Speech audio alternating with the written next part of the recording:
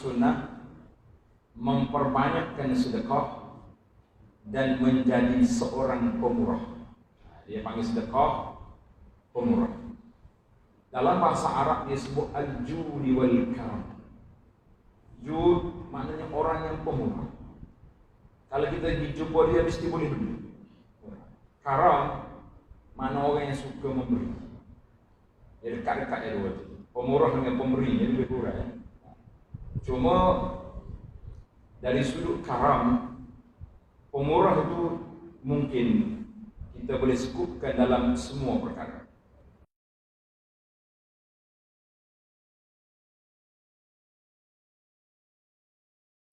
Kita tak boleh nampak bila kata sedekah kan nampak fulus. Saya tak ada duit macam mana nak sedekah? Kan? Kita kata soal dia ni pemurah. Pemurah dari sudut apa? Ini yang kita akan bincangkan dalam siri kita ini, insya-Allah. Suka bersedekah atau pemurah adalah sifat mahmudah. Kita kena guna bahasa-bahasa yang diguna oleh ahli akhlak. Mahmudatun makna sifat yang terpuji. Lawan mahmudah mazmumah, sifat yang puji. Yang buruk itu dijauhi. Sifat mahmudah makna suka bersedekah dan pemurah ini yang sangat dituntut oleh Islam. Dalam Islam kita ini sangat menuntut supaya kita banyak melakukan perkara ini. Sesiapa yang bersifat pemurah akan dikasihi oleh Allah Azza wa Jalla dan juga disayangi oleh manusia. Allah suka, manusia sayang. Apalagi kita nak tak dunia.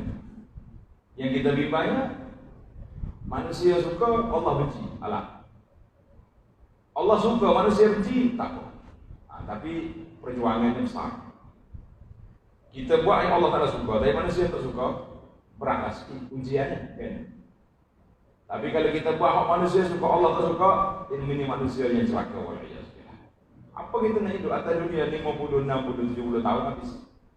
Tapi di akhirat akal yang tidak ada penghujung, khalidina fiha abada. Allahu akbar. Sifat ini juga menjadi lambang peribadi yang bermaruah, berperi kemanusiaan, sama ada dia bersifat murah dengan harta, pangkat, ilmu, waktu, jiwa dan sebagainya. Kita tengok lagi, ada 8 perkara dalam sifat pemurah yang kita akan tunjukkan ini, insya-Allah. Suka bersedekah adalah sifat seorang mukmin sejati. Kita nak timbang kita ni mukmin yang sejati ke tak sejati. Sungguh ke tak sungguh kita ni seorang yang beriman kepada Allah Azza wa Jalla. Kita tengok sifat kita. Jud, karam, bakhil, na'udzubillah. Maka sebagaimana sabda Nabi sallallahu alaihi wasallam dalam hadis Nabi kita sebut al-mu'minu, tulis matan dia sebab tak ada matan di sini. Al-mu'minu ghirrun karimun wal fajiru khibbun laim. Allahu akbar. Bahasa Arab dua patah ni setengah malam kita boleh huraikan kita. Apa adalah hadis ini? Hadis ini dirawat oleh Imam Abu Hurairah dan dikeluarkan oleh Imam Abu Dawud dengan sanad hasan, dan juga Tirmizi dan Imam Ahmad. Maksud dia al-mu'minu, seorang mukmin itu ghirrun karim. Apa makna ghirrun? Orang yang mudah terpedaya, mudah percaya kepada orang. Orang mari kita sedekah, kita bagi. Lepas kita bagi, orang kata, siapa tak nyawa? Mana tahu dia minta aku bagi. Dan kita sempat pemurah. Dia tu tak apa-apa dulu. Oh, tengok muka baik, ada kepiah cokek atas kepala. Itu dia panggil ghirrun. Orang mukmin ni mudah terpedaya dengan sangkaan baik dia kepada orang. Sangkaan baik. Orang minta kita beri. Jangan duk siasat banyak-banyak. Oh, siasat tu. Dia ni nak mana? Dia tengah lapar, kita siasat tu bahaya bagi kita. Mati kering lah kawan. Mana kita bagi dulu. Mudah-mudahan dengan pemberian ini dia akan jadi baik, insya-Allah. Sifat mukmin itu ghirun, maknanya orang yang baik hati dia terhadap orang lain, bersifat husnuzon sentiasa, dan dia tidak pandang keburukan orang, dia tak cari keburukan orang, dan dia juga bersifat karimun. Tajuk kita di sini lagi bersifat pemurah, bersifat dengan sifat pemurah. Apa sifat pemurah? Mana orang yang suka memberi, suka beri kepada apa yang ada. Orang yang fasik, na'udzubillah, wal fajir, dalam pelafaz hadis ini wal fajir, mana orang yang tak baik.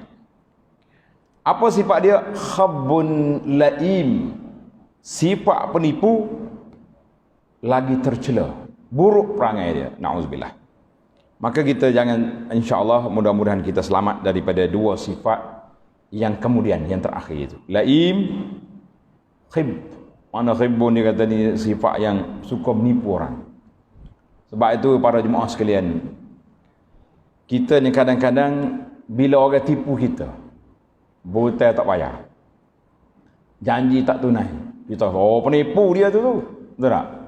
Marah hangit kita. Manakah lebih besar penipuan orang yang menipu ke atas Nabi sallallahu alaihi wasallam? Ini lagi dahsyat. Kita jangan apa dunia saja. Oh dia ni nipu. Tapi kalau orang duk mari bawa hadis palsu, hadis tak tahu mari mana, tipu, kita boleh percaya juga, kita kata kita pun tertipu juga dengan penipu yang besar ini. Jadi penipu dalam agama lebih bahaya daripada penipu dunia. Penipu dunia kita rugi dunia. Berapa awak rugi? 200,000. Tapi orang tipu kita dalam beragama kerugian besar. Atas dunia mungkin tak nampak, tapi kita rugi di akhirat. Kita pergi buat perkara-perkara yang tidak disyariatkan oleh Allah Azza wa Jalla, semata-mata percaya kepada hadis-hadis palsu yang dibawa. Wal'iyazbillah. Baik. Kita berpindah kepada hakikat sedekah. Bila kita kata sedekah tu, apakah hakikat dia? Sedekah ialah, ini definisi sedekah, setiap pemberian yang dikeluarkan kerana bertakarrub kepada Allah Azza wa Jalla tanpa paksaan dan semata-mata mengharapkan pahala. Tengok. Itu dia panggil sedekah. Apa makna sedekah? Kita beri satu benda kerana Allah, tidak mengharapkan apa-apa balasan daripada manusia. Dan orang tak paksa kita. Kadang-kadang ni kita bimbang juga ni. Dia panggil sedekah paksa. Oh, dia istihar nama kita. Kita nak bina masjid ni, fulan bin fulan telah bersedia untuk sedekah 10,000. Kita nak bagi 100 ya. Allah, dia katanya tipu kita dah. Tapi malu depan orang mak bangun juga saya cek 10,000. Dia kata dia panggil perangkap. Jangan. Itu orang tak ikhlas tak boleh kan. Ataupun memang dia sendiri tu tak ikhlas. Bagi tu nak main atas petah nak bagi cek ni, tengok dulu. Berapa wartawan mari. Live Facebook ada ke tak ada? Kalau ni terbaik dia turun, nyanyi ke dia.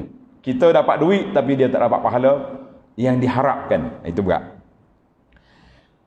Ia bukan, ini tanda definisi tak habis lagi.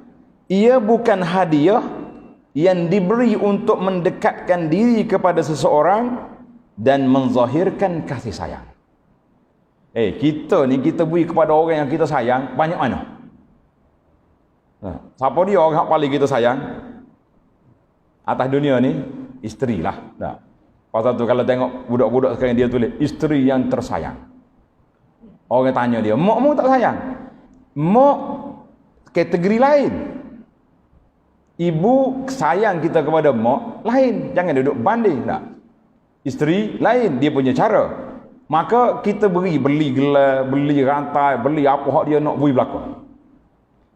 Itu dia panggil pemberian kerana apa? Kerana pengikat jiwa. Aku beli ni sedekah kat bini ni. Kita tidak nafikan dia akan boleh pahala. Sebab al-infaq, Nabi sebut dalam hadis yang kita dah bincang dulu, hatta luqmata. Nabi SAW kata, sehingga kan suapan yang kamu suap dalam mulut isterimu, anakmu, berpahala, sedekah. Tapi nak ceritanya, sedekah, kategori yang dikatakan sedekah, secara khasnya, sedekah yang kita beri semata-mata kerana Allah. Hak tu kalau tak beri, dosa. Tak bagi infak ke anak, ke isteri. Dosa ke tidak? Dosa tidak bertanggungjawab. Itu lain. Hak ni kalau tak beri tak berdosa. Kalau beri apa dapat? Boleh pahala. Itu dia.